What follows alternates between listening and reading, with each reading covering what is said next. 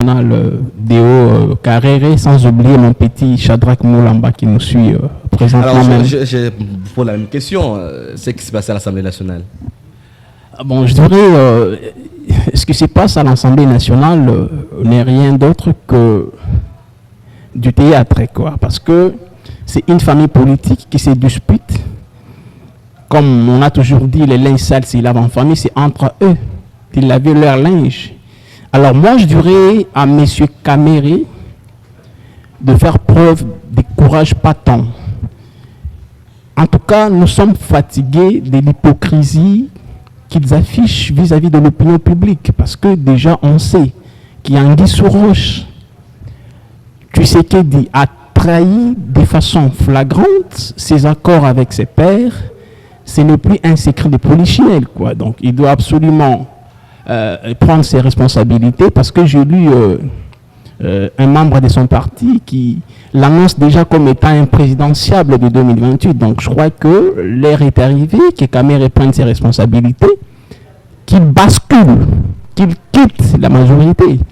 Il doit quitter la majorité. Alors, on a l'impression que cet élan de solidarité qui se constate au sein de l'opposition, dans le dossier Caméré, c'est comme si vous vous dites qu'il est le vôtre déjà.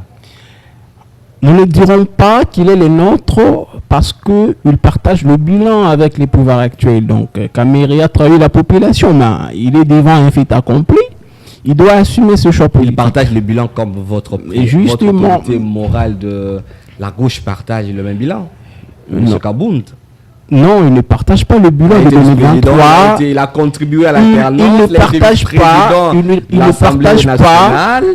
Il ne partage pas le bilan de M. Tshisekedi actuellement. Si vous me parlez du bilan passé en ce moment-là, on pouvait comprendre. Mais l'actuel bilan, c'est Caméré qui doit endosser la responsabilité. Que le premier mandat était bon et le second... Je ne dirais pas que c'était bon parce que mon président n'a pas achevé son mandat, même étant député national à l'Assemblée. Non, il a été interrompu au moment où il a été arrêté, même incarcéré. Donc je dirais que le premier mandat, c'était chaotique, c'était vraiment un bilan mitigé, et suivi du second mandat d'ailleurs qui s'annonce déjà vers la fin. Et je demande au peuple congolais d'être éveillé, parce qu'il y a deux manœuvres frauduleuses que Tshisekedi organise, des dialogues ou pas.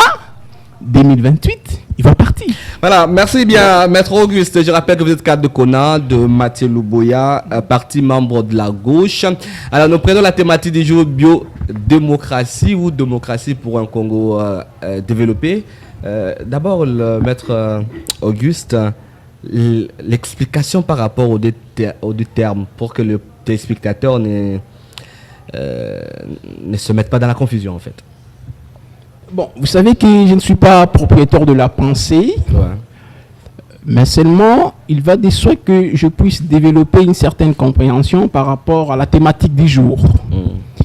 Alors, la démocratie étant un système de gouvernance, et surtout qu'il s'agit du temps moderne, vous allez constater que la démocratie devient un régime qui caractérise un État de manière cosmétique, dit état des droits.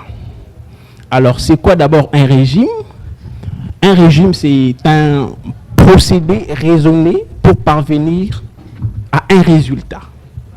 Alors, partons de la démarcation entre ces deux notions qui se présentent comme l'une comme biodémocratie, selon les deux ou la pensée de l'auteur. L'auteur a voulu une certaine transposition des principes naturels dans les contextes du pouvoir actuel, du pouvoir moderne. C'est-à-dire, après avoir